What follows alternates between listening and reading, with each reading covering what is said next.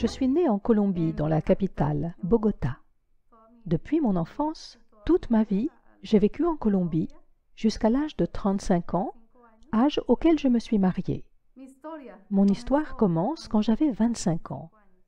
Je faisais alors mes études à l'université. J'étudiais la gestion dans le domaine du tourisme, qui a été mon premier métier. Comme je me rendais à l'université, le jour où j'ai pris cet autobus, je n'imaginais pas que c'était le dernier jour de ma vie. Je veux dire que je n'imaginais pas que j'allais avoir un accident ce jour-là. Chaque jour, je prenais le bus pour aller à l'université où je faisais mes activités habituelles. Je suivais mes cours, je participais aux travaux pratiques et puis je rentrais chez moi. Donc, c'est ce que j'ai fait. Je suis partie, j'ai pris le bus et j'ai dit à cet homme, le conducteur, d'arrêter au coin de la rue. Les bus en Colombie ont 2 portes, une à l'avant et l'autre à l'arrière. Je me suis dirigée vers l'arrière et j'ai appuyé sur le bouton près de la porte, une petite sonnette sur laquelle on appuie pour signaler au chauffeur que l'on veut descendre à l'arrêt suivant. Donc, j'ai appuyé sur cette sonnette. Je pensais qu'il avait vu que j'étais en train de descendre à l'arrière, mais en fait, il ne m'avait pas vu. Il a tourné le volant d'un coup sec vers la gauche parce que le feu était orange. Il aurait dû s'arrêter, mais il ne le voulait pas. Il voulait passer au feu orange. Donc, il est passé à l'orange. Et à ce moment-là, la porte s'est ouverte et la force centrifuge m'a projeté dehors, sur la route. Je suis tombée sur la chaussée. Et à ce moment, quand je suis tombée, je ne me suis rendu compte de rien. La seule chose dont j'ai eu conscience, c'est qu'une voix féminine a dit « Il l'a tué ». Elle a dit « Il l'a tué » et je ne comprenais pas ce qui m'arrivait. Je me demandais « Qu'est-ce qui se passe ?» Et instantanément, je suis sortie de mon corps et j'ai pu voir la foule rassemblée au-dessus de moi, autour de moi, et une mare de sang sous ma tête. Il y avait vraiment beaucoup de sang parce que je m'étais ouvert le crâne. Et à ce moment-là, j'ai commencé à m'élever, comme si je flottais hors de mon corps. Et je voyais tout le monde de là où j'étais, là-haut. Je voyais les gens, les maisons, les toits des maisons, et je suis passée au travers des nuages en un instant. Je suis allée au-delà des nuages, et j'ai quitté la Terre. Et comme je quittais la Terre, je l'ai vue, ainsi que les autres planètes. J'ai vu Jupiter, Saturne, j'ai vu Mars. En fait, j'ai vu l'univers tout entier. Ça a été un choc incroyable parce que je ne savais pas ce qui m'arrivait. Mais ce que je ressentais était agréable. Je ne ressentais rien de déplaisant. En fait, je me sentais bien. J'avais l'impression que mon esprit flottait et je ne sentais plus la pesanteur de ma chair. C'est assez difficile à exprimer, mais c'est ce que l'on ressent quand on est hors de son corps. En un instant, j'ai vu l'univers tout entier, mais cela s'est déroulé en une fraction de seconde, et aussitôt, je me suis dirigée vers un tunnel. Dans ce tunnel, il n'y avait pas de lumière. Il était dans l'obscurité totale. Exactement comme si l'on entrait dans une grotte. C'était une grotte entièrement noire. Je ne pouvais même pas voir les paumes de mes mains. Je ne voyais pas mon corps. Et j'ai compris que j'étais en train de passer dans une autre dimension, quelque chose dont je n'avais jamais fait l'expérience. Et je me suis demandé, suis-je encore vivante ou bien suis-je morte? Alors j'ai essayé de toucher la paume de ma main, et mes doigts sont littéralement passés à travers. On aurait dit que ma main était transparente, et mes doigts ressortaient de l'autre côté. J'ai réalisé que je n'avais plus de chair, que je ne pouvais plus toucher mon corps. J'ai pensé, est-ce que je suis morte? Qu'est-ce qui m'arrive? À ce moment-là, j'ai senti une présence, des voix derrière moi qui ont commencé à se moquer de moi, à rire de moi et à me lancer des méchancetés. Elles disaient « Tu es mauvaise, tu es une vraie peste et tu as mérité d'être ici. » Alors j'ai dit « Qui êtes-vous » Mais elles ne m'ont pas répondu. Elles se contentaient de rire « Ha, ha, ha » et elles continuaient à se moquer de moi encore et encore, tout en se rapprochant de plus en plus. J'essayais de m'éloigner de cette présence parce que j'avais vraiment peur. car c'était une présence et des voix qui faisaient penser à des monstres.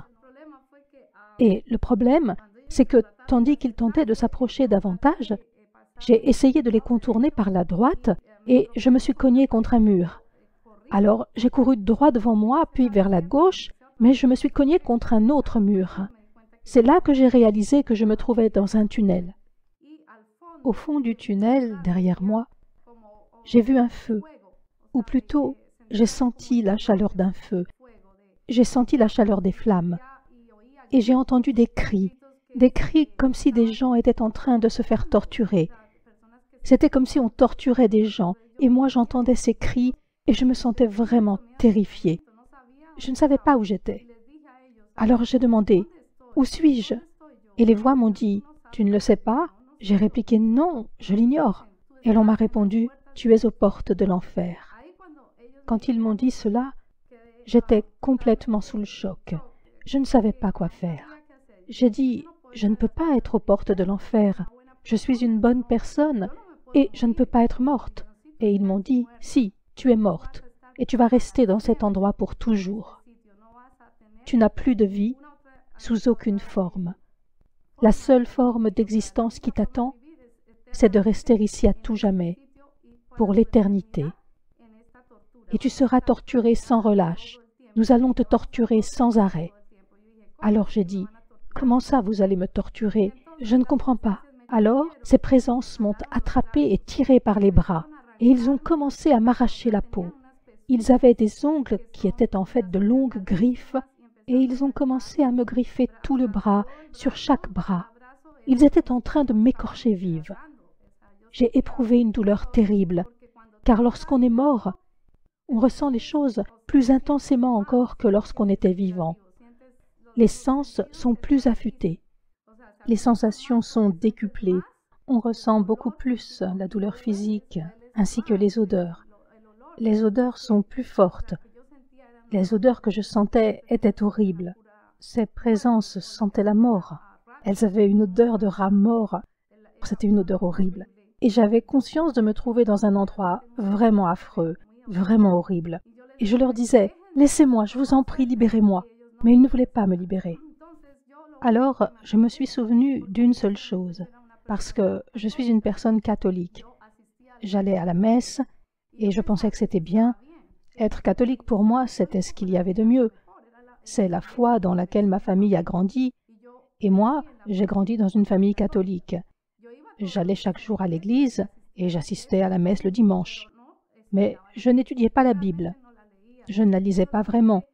Je me contentais d'écouter la messe et de lire la partie que le prêtre utilisait pour son sermon. Et c'était tout. Je n'allais pas au-delà, je n'étudiais pas la Bible de manière plus approfondie. Donc, on peut dire que j'étais une catholique qui allait à l'église et qui avait l'air d'être chrétienne. Je veux dire que je n'étais pas vraiment chrétienne. Je ne l'étais que par tradition. J'allais le dimanche à la messe, et voilà. Mais cela s'arrêtait là. Je ne faisais rien de plus. Et ma maison était remplie de statuettes. Il y avait partout des représentations de la Vierge Marie, de Sainte Thérèse, de Saint Martin, le patron des pauvres, de Saint Grégoire, etc. Ma mère, qui est morte malheureusement quand j'étais très jeune, ma mère souffrait d'une maladie et était tout le temps en train de prier les saints pour qu'ils guérissent la maladie qu'elle avait aux jambes.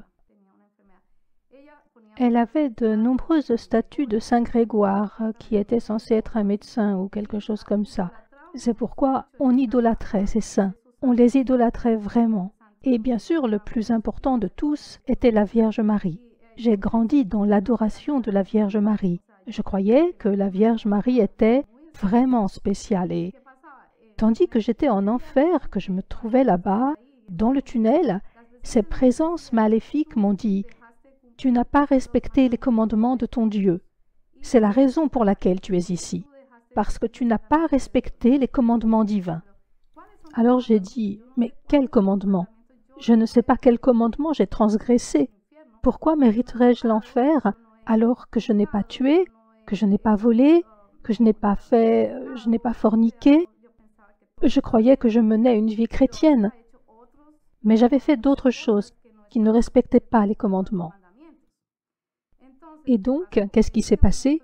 Alors qu'ils étaient en train de me torturer, de m'arracher la peau, la seule chose à laquelle j'ai pensé a été le Notre Père. Vous savez, dans l'évangile de Marc, dans la Bible, je me suis dit, je vais me mettre à prier. Et j'ai récité « Notre Père qui es aux cieux, que ton nom soit sanctifié ». Et plus je récitais, plus les démons me torturaient. Ils m'écorchaient encore davantage. Et je criais, mais je continuais, j'insistais, je disais « Non, je ne resterai pas ici. Je sais qu'il y a un Dieu qui va me pardonner. Je sais qu'il y a un Dieu qui va faire preuve de miséricorde et me sortir de cet enfer. Je ne peux pas rester ici pour l'éternité. C'est impossible que je passe l'éternité en enfer. » Et j'ai continué, jusqu'à ce que je termine le Notre Père.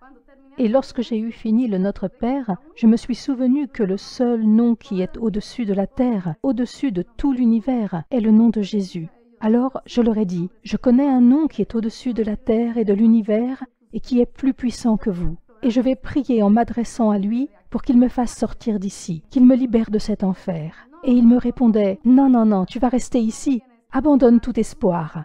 Tu resteras ici pour toute l'éternité. Et moi je disais, non, je sais que si je me tourne vers lui, il m'entendra et me sauvera.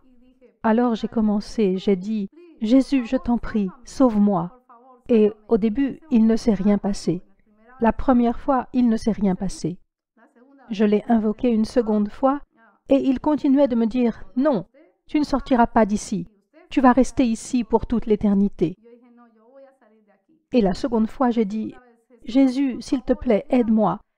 Je t'implore de me pardonner mes péchés. Pour tout ce que j'ai fait de mal dans ma vie, pardonne-moi.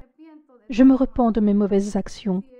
Si je n'ai pas traité quelqu'un comme il faut, si j'ai négligé l'un de tes commandements, si j'ai transgressé un de tes commandements, je t'en demande pardon. Montre-moi le chemin que je dois suivre. Indique-moi le chemin qui me permettra de me purifier et d'être auprès de toi. Je ne veux pas rester ici. Et j'ai répété à nouveau, Jésus, je t'en prie, sauve-moi. Mais il ne s'est rien passé non plus. Et tout ce temps, je pleurais en réclamant la miséricorde divine. Et j'étais en train de me faire traîner vers l'arrière, au fond du tunnel. Il s'apprêtait à me jeter dans le feu, dans les flammes éternelles. Je sentais que j'étais sur le point de brûler. Les flammes étaient déjà presque sur mon corps. Et à ce moment-là, la seule chose que j'ai réussi à dire fut « Jésus, je promets de te suivre pour toute la vie. Toute ma vie, je ne suivrai plus que tes enseignements. Je suivrai ta parole. Je te promets que je te serai fidèle. Donne-moi seulement une opportunité, une seule chance de continuer à vivre pour pouvoir changer mon existence. Mais sauve-moi, fais-moi sortir d'ici, libère-moi s'il te plaît. » Et à ce moment-là, les démons ont disparu. Ils m'ont rendu ma liberté. Et j'ai pensé, waouh, qu'est-ce qui se passe? Quelque chose s'était produit et je n'étais plus dans le tunnel. Le tunnel s'était ouvert et à présent il y avait un chemin magnifique. J'avais l'impression de marcher au milieu d'un jardin rempli de fleurs, des fleurs divines, d'une beauté incroyable. De toute ma vie, je n'avais jamais vu de fleurs comme celle-ci. C'était comme si elles bougeaient, comme si elles étaient en train de danser et en même temps de chanter « Hosanna, Hosanna !» Du plus haut des cieux, béni soit le Seigneur, le roi des rois. Béni soit notre Seigneur Jésus-Christ. Que la gloire soit avec lui. Gloire à notre Seigneur Jésus-Christ. Et j'étais là, waouh! C'était simplement incroyable. Je sentais l'amour de Dieu pour les hommes, comme s'il était en train de me prendre dans ses bras et qu'il me disait « Je t'aime ». Je sentais sa présence si immense que j'ai eu comme un mouvement de recul. Et je me suis mise à pleurer, à pleurer, à pleurer. Je sentais que je ne méritais pas d'être là. J'avais l'impression que je méritais l'enfer. Pourquoi est-ce que je pensais cela? Parce que je n'étais pas pure. Mon cœur n'était pas assez pur, ni mes sentiments. J'avais fait beaucoup de choses sur terre, et Dieu m'a révélé que, parmi elles, j'avais commis de nombreuses mauvaises actions. Mais à ce moment-là, j'ai continué à marcher sur ce chemin tellement magnifique. Il débouchait sur une sorte de cascade. Et au bout du chemin, je voyais cette cascade. Une cascade d'eau pure, cristalline, qui coulait. Et je ressentais que cette eau était en train de me laver, comme si elle était en train de faire sortir tout ce qu'il y avait d'impur de ma vie antérieure, de ma vie passée. Je sentais toute cette eau me laver, me purifier, dans mon cœur, mon âme. Et alors, j'ai été envahie d'une sensation de paix, une paix telle que je n'en avais jamais éprouvée jusque-là dans ma vie. Jamais. Et jamais plus je ne ressentirai une paix telle que celle que j'ai ressentie tandis que j'étais en présence de Dieu. Et je sentais l'amour de Dieu envers moi. Et il m'a dit, « Ma fille, vous savez, à ce moment-là, Jésus est apparu devant moi. Et il m'a dit, « Arrête-toi un instant, attends. » Alors je me suis arrêtée et il m'a demandé, « Sais-tu où tu allais ?» Et j'ai répondu, « Oui, j'allais en enfer. » « Oui, tu allais être condamné à l'enfer. » Alors je lui ai demandé, « Mais pourquoi ?» Je pensais être une bonne personne, je veux dire, j'allais à l'église, je communiais, je me confessais, etc. Et il m'a dit, « Non, attends, je vais te montrer ta vie. » Et il a commencé à me montrer ma vie comme on regarde un film tel qu'on en voit quand on va au cinéma. Et il a commencé à m'expliquer, « À ce moment de ta vie, quand tu avais tel âge, tu as commis une mauvaise action parce que tu as menti à ton père. Tu as dit une chose, mais en as fait une autre. Et ce petit mensonge, ici, au ciel, est un mensonge très grand. C'est un grand péché. » Je n'avais jamais imaginé qu'en disant des mensonges ou en pensant du mal de quelqu'un, d'un ami ou d'une autre personne, cela serait considéré comme un péché une fois au ciel. Or, au ciel, c'est un grand péché. Et le pire, a-t-il ajouté, est que tu as idolâtré ma mère, la Vierge Marie. Alors j'ai répondu, « Oui, mais est-ce que c'est mal ?» Et il a répondu, « Oui, c'est très mal, car il ne faut idolâtrer personne, ni les saints, ni même ma mère. Car le seul que tu dois honorer et idolâtrer, c'est moi. Tu dois rendre gloire au Père, au Fils et au Saint-Esprit, puisque nous sommes trois en une seule personne. » Et il m'a dit, « Tu dois rendre gloire seulement à Dieu, pas à la Vierge, ni aux autres saints, ni à d'autres personnages. » Et j'ai répondu, « Oui, Père, tu as raison. » Et il a dit, « Un autre péché pour lequel tu as été condamné, et il s'agit du pire péché, pour lequel tu étais destiné à l'enfer, est que tu n'as pas su pardonner. » J'ai demandé, « Qui n'ai-je pas pardonné? Je ne vois pas qui je n'aurais pas pardonné. » Et il m'a dit, « Tu sais qui tu n'as pas pardonné. » J'ai dit, « Ma belle-mère ?» Et il a répondu, « Oui, ta belle-mère. » Alors je lui ai dit, « Mais elle a tué ma mère, car je sais qu'elle a tué ma mère. » J'ai dit, « Elle pratique la sorcellerie. Elle pique des aiguilles dans des poupées. Elle pratique le vaudou. » Et il m'a répondu, « Oui, c'est une sorcière. C'est une sorcière. » J'ai ajouté, « Elle a tué ma mère. J'ai trouvé une poupée avec une aiguille plantée dedans quand ma mère est morte. Et après, mon père l'a épousée. » Et je savais que ma belle-mère avait échafaudé ce plan pour s'accaparer mon père. Alors j'éprouvais du ressentiment à son égard dans mon âme. J'éprouvais du ressentiment envers ma belle-mère. Et je sentais que... pardon. Que c'était de ce ressentiment dont il s'agissait. Et je ne pouvais pas oublier cela quand je pensais à elle, parce qu'elle avait tué ma mère. Et pour moi, il n'existait rien de pire. Je veux dire, cette femme avait tué ma mère pour pouvoir être avec mon père. C'était injuste. Et j'étais enfant unique à cette époque. Je n'avais ni frère ni sœur. La seule personne à laquelle je pouvais me confier, c'était ma mère. Elle était à la fois mon amie et ma mère. Et elle m'a pris ma mère. Je me suis retrouvée sans mère, je n'avais plus que mon père. Comme je n'avais ni frère ni sœur, je me sentais très seule. Durant toute mon adolescence, ça a été une période vraiment triste parce qu'il n'y avait personne à qui je puisse confier mes secrets, personne avec qui partager les choses importantes. Ma mère n'était plus là. Elle est morte quand j'avais 15 ans. Donc, peu après que j'ai passé mon baccalauréat, ma mère est morte malheureusement. Et c'est arrivé à cause de la sorcellerie, à cause du mauvais sort que ma belle-mère lui avait jeté.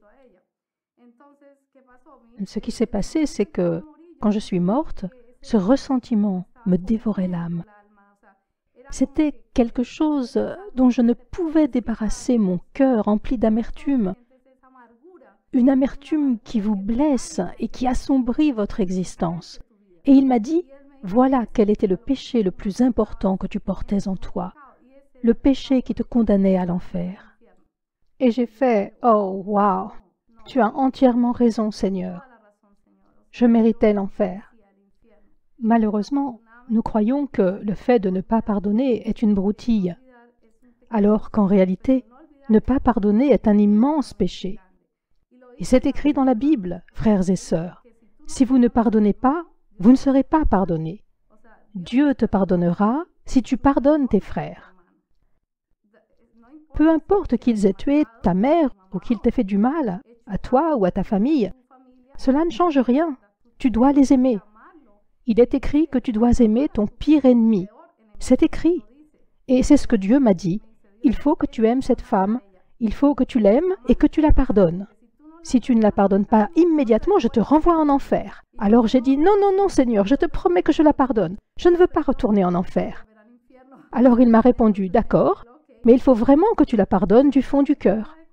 Ce n'est qu'ainsi que tu pourras rester ici ou bien retourner sur terre, car je vais te laisser le choix. Fais ton choix, tu peux rester ici ou retourner sur terre. Et j'ai pensé, oh, je ne sais pas quoi faire. J'aimerais bien rester parce qu'être au ciel est une véritable grâce. C'est quelque chose d'incroyable. On ressent un amour qui dépasse ce que l'on peut imaginer. On est dans un état d'amour et de paix, de sérénité divine. On n'a plus aucune préoccupation, plus aucune inquiétude qui gâche l'existence. On ressent un bonheur absolu, une joie divine. Alors j'ai dit à Dieu, j'aimerais beaucoup rester ici, mais je dois retourner sur terre pour m'occuper de mon père. Il m'a montré mon père dans une vision, et j'ai vu que mon père souffrait, et qu'il pleurait ma perte parce qu'il pensait m'avoir perdu, et il en souffrait.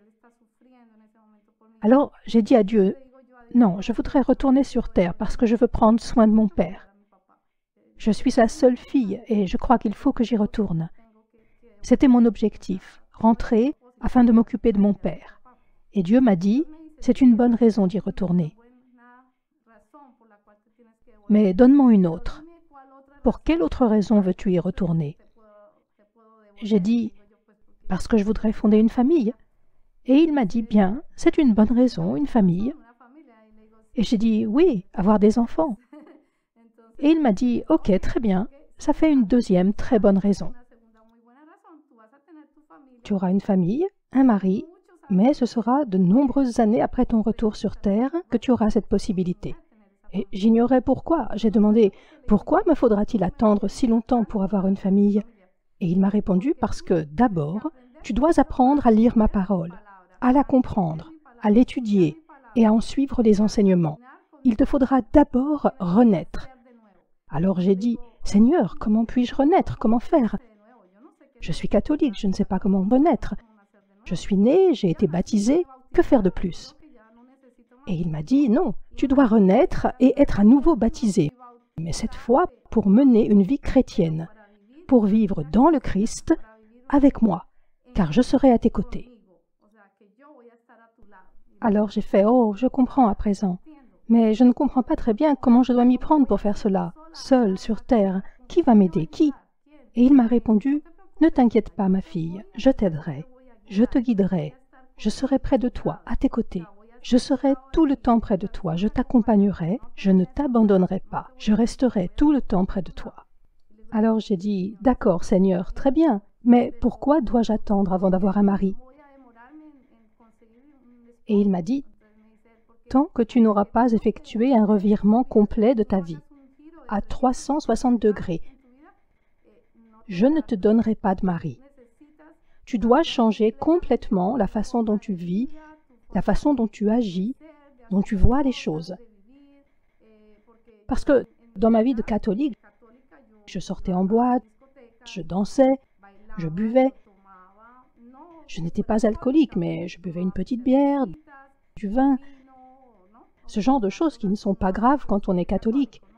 Pour une catholique, se rendre à une fête n'est pas quelque chose de mal. Avoir un petit ami non plus. Mais en tant que chrétienne, c'est différent. Une personne chrétienne doit être très droite dans la vie. Elle doit être pure, aussi pure que Dieu, parce que Dieu nous demande d'aller vers la sainteté, de nous comporter comme des saints. Et je n'avais pas compris cela.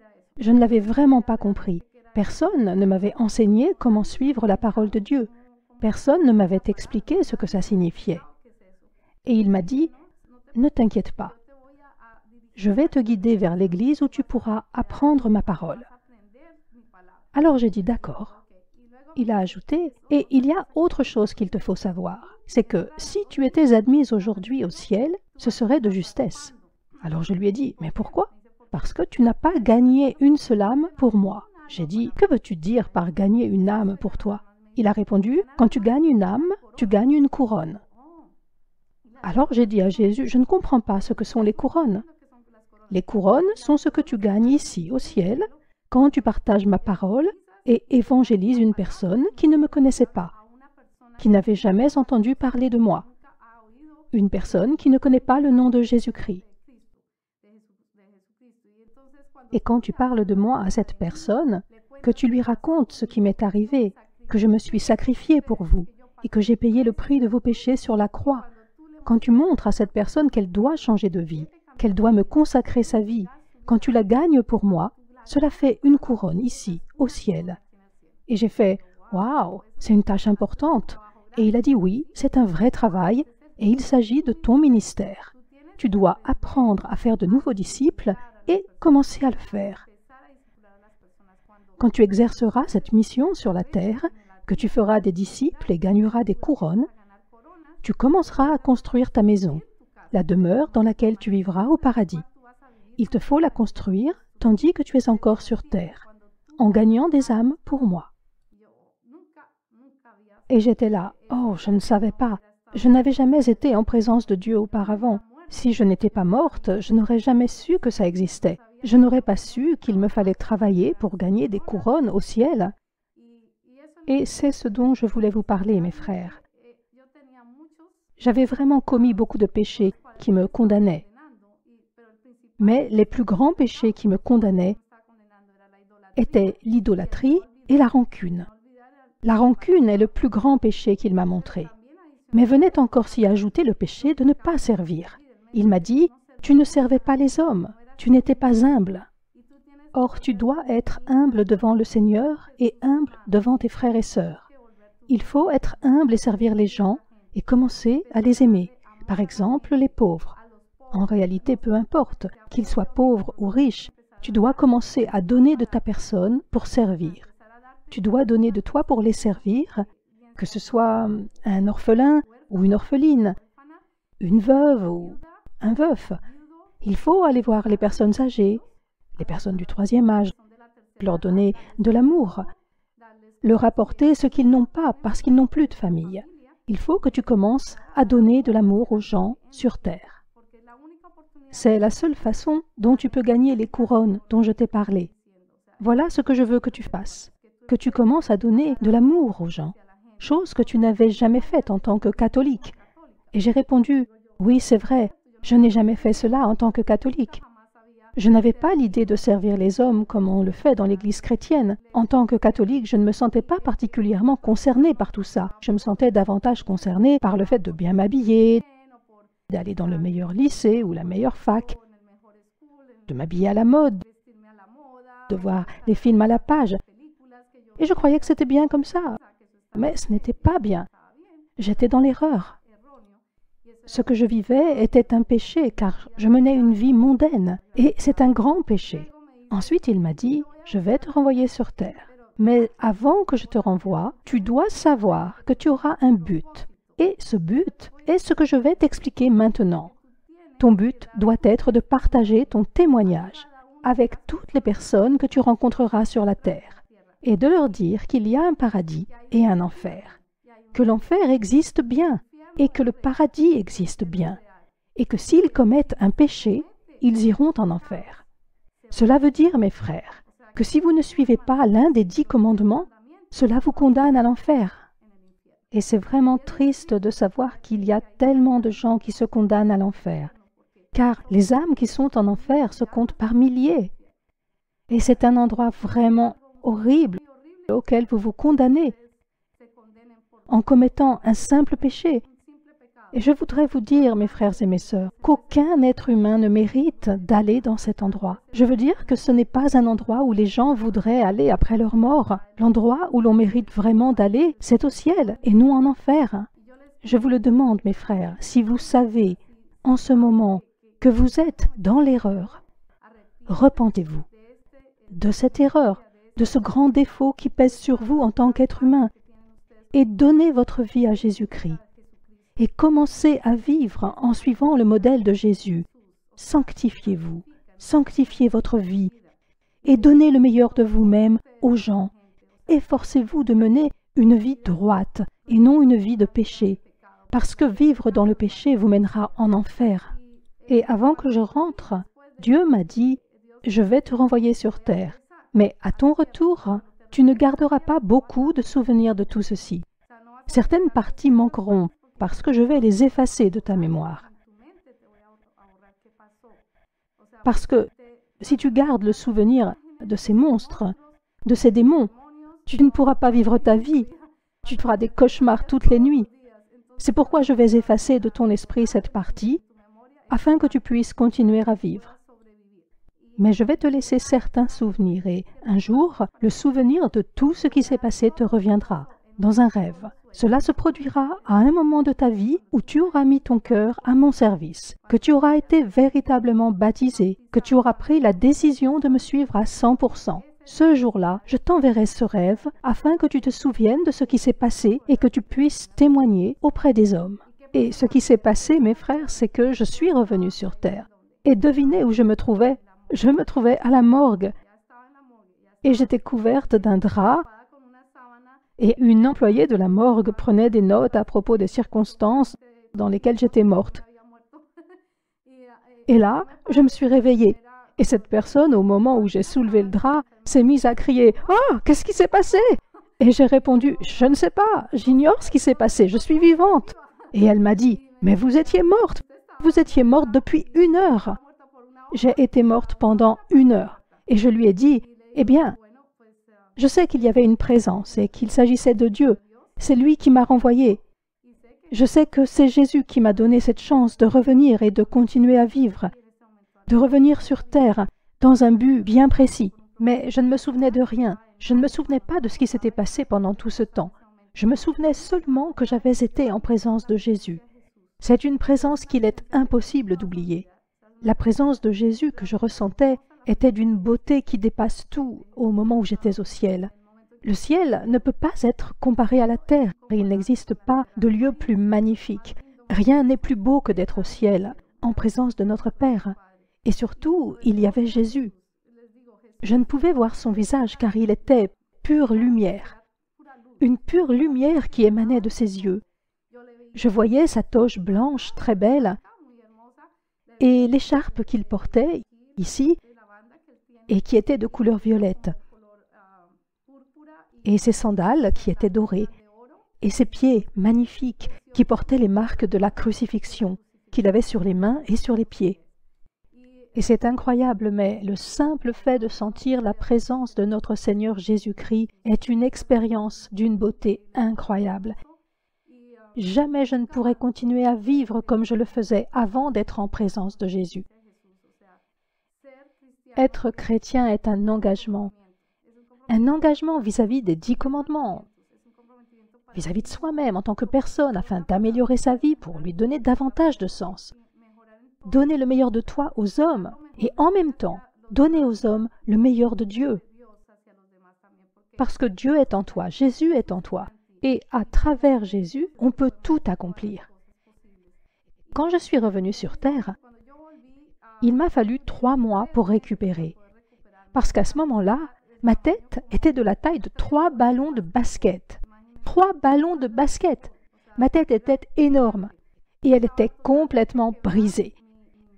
Et les docteurs m'ont dit qu'ils m'avaient fait des radios, un électrocardiogramme, un électroencéphalogramme, et ils m'ont dit « On ne sait pas comment vous arrivez à parler, à coordonner vos gestes, parce que d'autres personnes dans le même cas que vous sont restées dans un état végétatif. » Je n'aurais pas pu parler, je n'aurais pas pu marcher ou faire quoi que ce soit s'il n'y avait pas eu la présence de Dieu et son amour infini envers nous, et qu'il ne m'avait pas renvoyé sur terre saine et sauve, sans comment dit-on, sans aucune séquelle, sans aucune lésion cérébrale. Il est vrai que j'avais perdu beaucoup de sang, mais je n'avais pas de séquelles, pas d'autres fractures. Tout fonctionnait normalement. J'avais juste la tête très enflée. Mais les médecins ne pouvaient pas s'expliquer comment il était possible que je sois encore en vie. C'était vraiment un miracle. Et je considère ma présence ici comme un miracle, car Dieu m'a renvoyée saine et sauve sur terre. Je suis revenue pour avoir une seconde vie, car ma vie a complètement changé. J'ai senti que j'avais ce désir tourné vers Dieu, ce désir de mieux connaître sa parole. Alors, j'ai commencé à lire, à étudier la Bible et à fréquenter l'église chrétienne. Tout en continuant d'aller à l'église catholique, j'allais en plus à l'église chrétienne. C'était comme si je n'étais pas encore convaincue qu'il me fallait changer d'environnement religieux. Mais je sentais cet appel, je sentais que Dieu m'appelait. Mais ce n'était pas encore très clair jusqu'à ce que, des années plus tard, je rencontre une amie à l'université. J'avais changé de profession et je suivais alors une formation en gestion d'entreprise. Et durant cette formation à l'université, j'ai rencontré une personne qui était chrétienne et qui est devenue mon amie. Et un jour, elle m'a invitée à une conférence, une réunion chrétienne qui s'appelle le Renouveau chrétien. Elle m'a dit « Hé, ça te dirait de venir à mon église ?» J'ai répondu « Oui, je veux bien. » Et j'y suis allée. Et une fois là-bas, oh, ce jour a été vraiment exceptionnel. Ce jour-là, j'ai reçu le Saint-Esprit. Je suis tombée à terre et j'ai commencé à pleurer, pleurer, pleurer. Je ne pouvais plus m'arrêter de pleurer. C'était la présence du Saint-Esprit tout autour de moi qui m'enveloppait. Et je me disais, « Ouah, mais pourquoi est-ce que je pleure comme ça ?»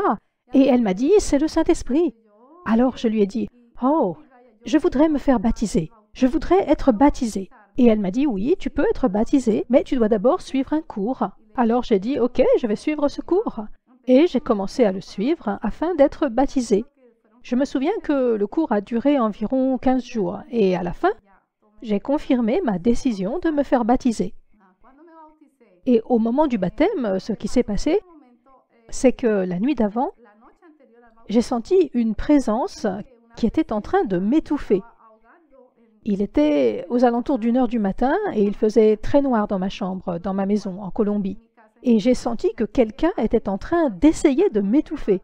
Et à ce moment-là, la seule chose que j'ai pu dire, c'est « Jésus, Jésus, au nom de Jésus, vous, présence, démon ou quoi que vous soyez qui venez de l'enfer, partez immédiatement, laissez-moi. Vous ne pouvez pas me faire de mal, vous n'avez pas le pouvoir de me tuer, car je ressens davantage la présence de Dieu, notre Seigneur, en moi que votre présence. Partez maintenant, au nom de Jésus. » Et je l'ai dit comme ça, avec beaucoup d'assurance. « Va-t'en, démon, va-t'en » Et aussitôt, il m'a lâché. Je ne l'ai pas vu, mais je l'ai senti.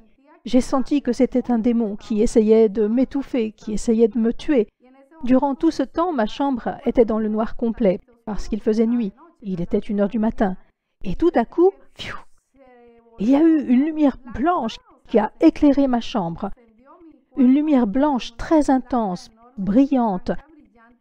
Et j'ai senti une odeur de jasmin, une odeur de fleurs.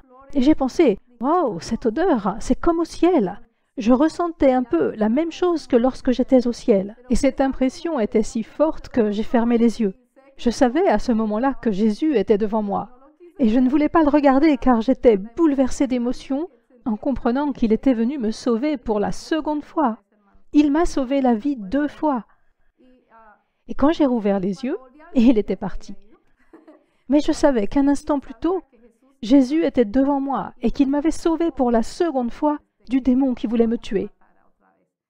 Mes frères et mes sœurs, il y a eu plusieurs occasions dans ma vie où le démon a voulu s'en prendre à moi pour m'empêcher de vous livrer ce témoignage.